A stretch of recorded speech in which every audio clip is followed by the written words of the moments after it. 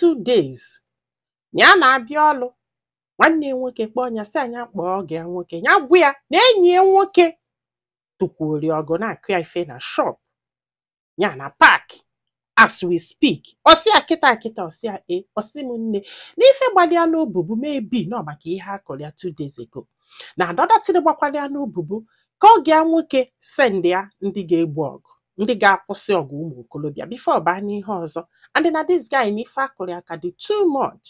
Ọsị m nne ya wee welu fonu wee kpọọ gị nwoke ọ ga nwoke wee si oke na jebe na a ga-eze ndị mmadụ ka eje gbuso ife ọbụla na-eme ebe afọ. Ọsị m ọkwa ihe a ka amelụ ka alụtezele na park na afụrọzi enyi nwoke o nya afụza nwanne nwoke ka ọ na-amachagharị tekizi ova ọlụ enyi nwoke na-enyezi kọmand na-alụzi ife enyi nwoke na-alụ o nya wee je wee jụba ndị mmadụ wee sị na enyi nwoke bịara ọlụ that morning wee kpọọ one of the boys wee sị anya mee ife dị otu a ka ọ ka na-agwa ya nwanne nwoke mapụta sị anya emekwana ife ọbụla ọ gwara ya na the guy ya drops in charge na ọnya nwadezi in charge. The guy wee sị ake ka esi bụrụ gị nwade in charge na ọ bụrụ na ya adrozi in charge na ọgọgụ nwoke ga-akpụ ya gwa ya ọ sị ya na ya ekwugo na eme n'ife ọbụla ọ gwara ya ịmagonu. Enyi nwoke wee sị the guy nya gba nkịtị ya ma ife nya gwara ya na as long as na ya dị consign na ọnya nwa ka bụ the in charge ka ọ ka kpuo okwu n'ọnụ nwanne nwoke wee tụtụ onye ụla. Enyi nwoke wee bọlụ nwanne nwoke wee kwari anyị gaa n'ala ụnụ amagolo onye akụsịrị ife 2 days ago arịa niile ka bụcha ọnya o wee daa nwanne nwoke wee jekwe na n'ebe afọ wee kụbakwa ya were ụla nwalisie ya anya ka ọ na-etizie this guy bebezi akwa ka ụmụaka wepụla ọtọ wee na-asị na onwerekwa onye amejọrọ na aka adụkwa ọcha na afụlụ na ọbago n'ihe famili na onwere ife amel ịmagolu bebezi akwa emeli gbubezie emeli ịmagolu wee sịtụ ma ha ga-egbu ya ka welụ ndị apụọ n'ihe aka this guy beziela akwa wee bulu akpị ya wee jewelụ. Ọsị m nne ikekwụlụ ọtọ gwịa na-ebe n'ife a na-ebela akwa bụ na ya sokwu wee kpata ihe a maka na mgbe nwanne ya nwoke kpọrọ ya wee sị anya kpọọ gị nwoke ya gwa ya na enyi nwoke na-eti ya ife na nwanne ya nwoke gwara ya sị ya gwakwa n'oge nwoke na ọnya nwakwuru ya gwa ya na ụmụ ọlụ kpọrọ ya wee gwa ya na ya like na nwanne ya nwoke kedu onye a ga-aralụ no family na ya wee kwalụ na etu ka ya si wee gwa oge nwoke ife na-emenụ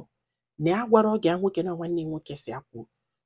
na ife a gwara oge nwoke wee exactly ife nwanne nwoke gwara anya which bụ nya kwuo na ụmụ ọlụ kpọrọ ya gwa ya and this guy anụgo. That's why the guy ji wee na-asị na afụgo na ọbago na family ịnụzi ọgụ imegide nyanwa nwere ife amel. Hai ọsị m nne ya kpọbaza the guy na phone the guy ekwere pik ọ bụrụ gị ge pik ebe ọ nụgo n'iso wee kpata nkụ arụrụ ọbụ ya tago. Ọsị m nne ikekwụla ọtọ gwụ ya iwe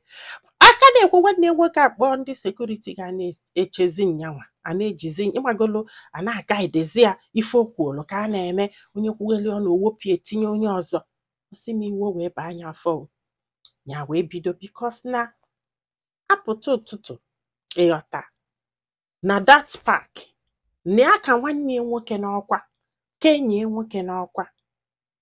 even na before enyi nwoke agwa ya okwu na ọ ga-asalutie afọ ịghọtago the same thing with nwanne nwoke ịmago n'ụdị ihe a mee na o nwere onye ọzọ bụ onye ga-agbachitelu that boy na-abụghị nyanwa afọ ifugo na ọ bụrụ na ya chọọ ịgbachitere ịghọta mana ife nwanne nwoke mere na-ewu ewu ya wee bidozie all the blind eyes ya na overlook ya kwụsị overlook ye na nwanne nwoke na-abụ mgbe ụfọdụ elu odusie moto ma emesie ife agụsie ego ọgụkọ ego welite na akpa si anya dee na-akwụnye ego na akaụntụ na ede before ya wee jụzia na ọ bụrụ na enwetara alert na ya ma nde all those small money na-akọna na ịmagolu kọna ya kwụsịzịa lụbazie ọlụ ya diligently ịgbagonu no aka azụ no aka iru the thing ebido wobe nwanne ya nwoke iwe fanabụ ebidokwe agha nke ha ọkwa efugo na fanabụ ebidokwe nwanne ya nwoke wee bido wee busobie maka na mgbe a jụrụ ya si ya kedu ndị bịa akụ enyi ya nwoke ife the first time ọ sị na that guy ya je ekpe elu ya dozie elu fe na the guy si na enyi ya nwoke enye gị nsi ugboro na-abụ na ọnya ka ya ji wee bịa kụọ onye ife ka ezikwanụ ka gị nwasị wee malụ ka a hapụ nke afọ n'akụkụ afọ ifugo ọ sị m na ejiri n'aka na o nwere mgbe a ga-eji si na nwanne nwoke bikọsi na o nwere mgbe a ji jide ya n'aka na ife agwali aka a na-eso mana the guy bụ enyi nwoke ma ife niile na-eme and na ọ chọrọ itinye nyanwa na ife niile na-eme ọ sị m n'ọkwa ya ịmaga ọnụnụ na nwanne nwoke jizi na anụ n'isi sọsị akwụzi alụnụ nwanne nwoke wee sị enyi o ji ọgwụ wee jide ya na ọnya mere o ji wee na-enye ya ego na ọnya mere o ji wee gbalị ala na ọnya akụkọ ọnị ya akọrọ gbuo bidokwa again echekwa na ihe ama ume ekwu ọ na-alụ ọsị nwanne nwaanyị ya so dị gị eme nna ya so dị gị ịmara na-akọ ọsị bụ nne ka ife a mesielo ịmago na ekili ala ego dị na akaụntụ this guy nye sikwe n'azụ na-enye this guy ego n'eziokwu na ya na-asọpọtụ ya bikos na anasị alịa ife niile na ọsọsọ ya nwabụzi onye ọnwa na ya mụrụ na nwanne nwoke na-atrak kwu fon ya wee nye this guy ego ugboro na-abụ wee nụ ya ka a na-ekwuzi etu ya si ebulu ego na-ezulu ego na-enye ọsị m nne ikekwula ọtọ gwa ya kwụsịzikwuo imelie transfer na ife a na-emezi bụ ya weta ego nye mmadụ o jee nye the guy ọsị still fa na-asị na oji ọgwụ jide ka a gwarapụzi this guy ka na-ekwunye bido ya barụ na-aya ya katazia wee je nene ọ bụrụ na ya dị ime and not this guy tụbalịa ime ọsị m nne ya mụrụ m ọnya bebe akwa ya mụrụ m ọnya tibe mkpu na ya mụrụ ife ya ga-eme ewo ya wee kpọọ the guy si ya na ya chọrọ ife ya the guy kwelụ ha na-abụ wee fụ ya wee gwa sị ya na nnekwe na ya dị ime ọsị ya na ya maara ya notisiri na o nwere ka arụ gị si wee dụ andị ya nara aga agụ na ọ bụrụ nyanwa na ọnyanwa mana ifugo ka o si wee dụ na o nwere ife a na-alụ na o nwekwa ife a nwee na akaụntụ na oge nwa bụ onye na-alụ ọlụ you should take care of yourself ọsị m nne na-ebube afọ ime ya ebuketa afọ ime enyi nwoke afọ wee kpọnya wee sị ya biko na ọ bụ na ọ ga-asọpọtụ ya ka agaba Lagos ga jee mmadụ ma ọnwe ọlụ ya ga-enweta ebe afọ na ọ bụ na ya ga-afọ 100k ya wee kwalụ mana o werezi ego ya ji n'aka maka ifuru naanị ya na-ebuzi mmadụ na-abụ